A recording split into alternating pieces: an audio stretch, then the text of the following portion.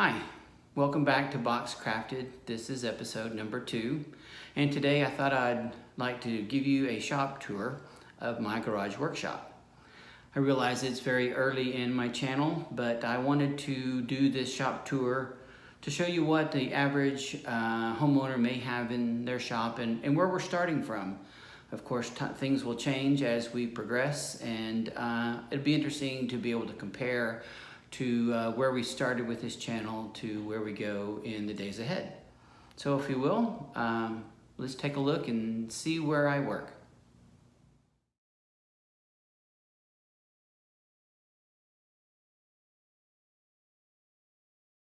We'll start on the wall opposite the garage door. As you can see, I have a long stretch of millwork that runs the length of the wall. I work for an architecture company, and these cabinets were salvaged from an office renovation project that we had designed. The contractor saved the units, and we repurposed them in my garage, saving some money and keeping them out of the landfill. They provide a ton of storage for tools and supplies, as well as a workplace. Currently, I only have an MDF sheet on top, but I plan to eventually add a permanent countertop. The pegboard you see in the center was in the house when we moved in.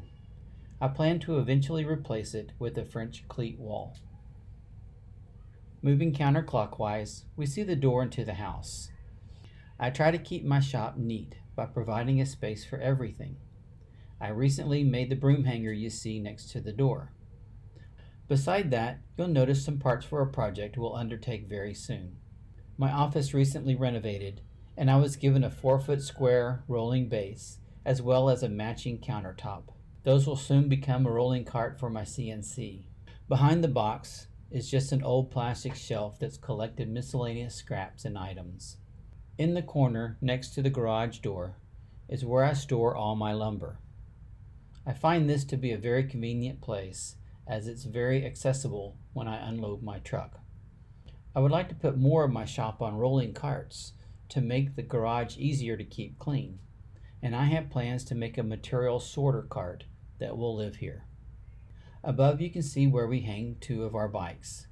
Hanging them high is a good solution for the workshop, but it is pretty inconvenient when you want to use them. And the 2 smaller bikes are quite difficult to get up and down from there, as the garage door rails are in the way.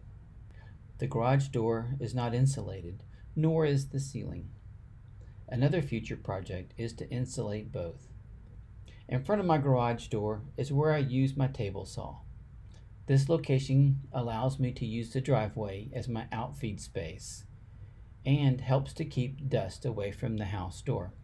Right now, I'm varnishing the cornhole boards I recently made, and one of them is sitting on top of the table saw, waiting its turn. I often keep a small portable table next to the table saw. When I use the saw, I use it to hold work pieces. At other times, I use it as my finishing station, hence the painted plastic drop cloth that's wrapped onto it now. One downside to working in a garage is not having a dedicated space for finishing work, so I have to schedule my days accordingly. Just to the right of the garage door is the breaker box. Unfortunately, it's full, so I'll have to install a sub-panel if I ever purchase a 220-volt piece of equipment. Hanging from the ceiling above the garage door is where I store our fishing poles, and you can see the other 2 bikes next to them. The gray metal shelving came with the house, and is very handy for tool storage, but it's not the best work surface. Since it's only 18 inches deep, there's simply not enough room to use the compound miter saw, so that's just stored there, and I place it on top of the table saw when I need to use it. The drill press has to sit at an angle on the shelf, so it's usable, but just barely. I have designed a new piece that I plan to eventually build, and that will replace this metal shelving completely. My planer doesn't have a permanent home, and instead lives in the cardboard box it came in. I keep it on a furniture dolly so I can roll it to the middle of the shop and place it on top of the table saw when it's time to be used. The black plastic tubs hold aromatic cedar that's left over from a previous project. I've milled it and it's just stored in these tubs until I can use it on another project in the future. The heart of my workshop is my Shapeoko CNC. I got it about 18 months ago and absolutely love it. One of the neatest things about this particular CNC is that it's modular, allowing you to upgrade as your needs increase. When I bought it, I wasn't sure how much I'd enjoy using the CNC, so I chose the middle size, called the XL.